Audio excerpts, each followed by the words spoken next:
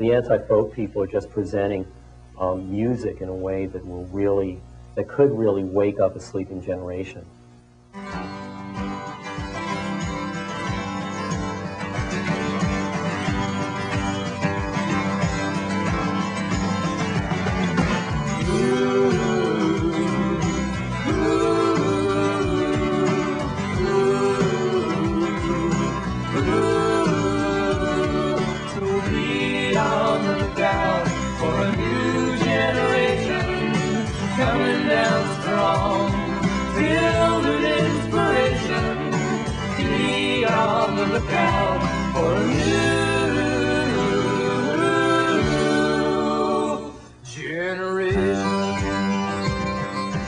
And I went to see the Weavers documentary called Wasn't That a Time? And at that point, that was it. I mean, we were going folk, full blast. We grew goatees. We grew goatees. It was really groovy. We go over to Folk City to audition and you know, see what people think of this. See, we were all from new wave punk bands or from clubs. I was in a band called USA, and I was running a number of nightclubs around town, major nightclubs. On the new wave scene. Norm was in another group, and Billy Ficca was our drummer bongo player who was in the group Television. People looked at us on stage and just went, "What is this?" And we played If I Had a Hammer, and we played Cruel Lord from the first Peter, Paul and Mary album. And we had everyone snap their fingers afterwards, and we had bongos in the back. People were like, "This is nuts." We played new wave clubs and we played folk festivals. In both places, we were treated as something absolutely abnormal, really weird, and very popular. Freedom is a birthright for all women and men.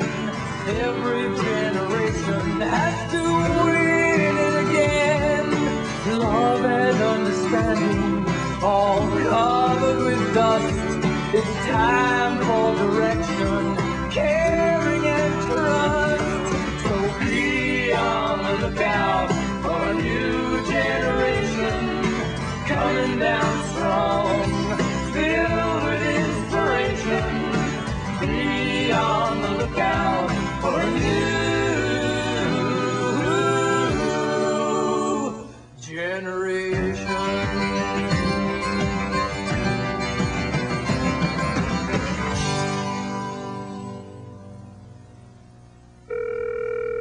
May God's grace be with you in all the days ahead.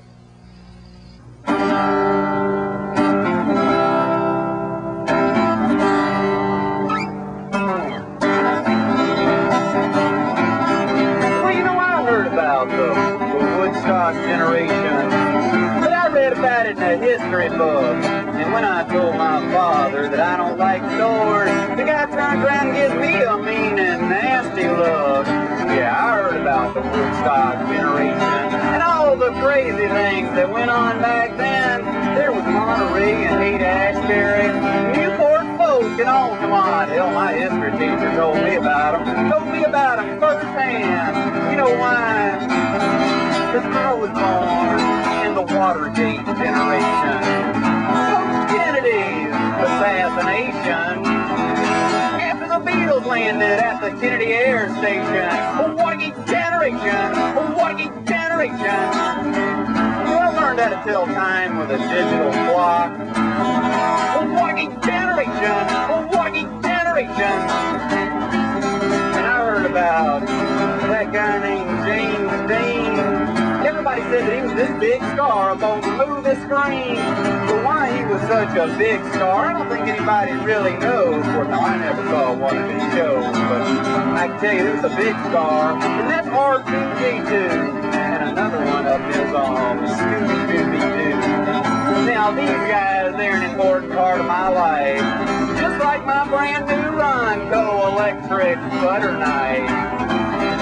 If I was born in the Watergate generation, after Martin Luther King's fight for desegregation, you know, I just can't remember his assassination. Oh, Watergate generation, oh, Watergate generation, yeah, oh, Watergate generation. Never did learn how to time a shoe. He had the Velcro substitution. Oh, Watergate generation, yeah, oh, Watergate generation.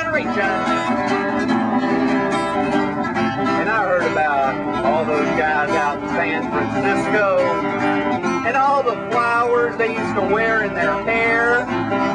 They made love to who they pleased while they danced around in their underwear. Disco was in when I was a teen, and I could play asteroids like you've never seen. Because I was born in the Watergate generation. My parents were into cohabitation. Well, they taught me to accept the Iranian-Contra connection. Watergate generation, Watergate generation, yeah, Watergate generation. I had no prior knowledge of the Watergate break-in. I neither took part in nor knew about any of the subsequent cover-up activities. Because I was born in the Watergate generation. The first time I could vote was for the Bush administration. You know, we sang the Butthole Surfers at my high school graduation.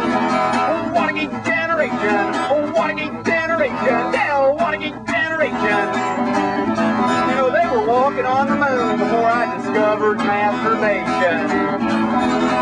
Watergate generation, Watergate generation, yeah, Watergate generation.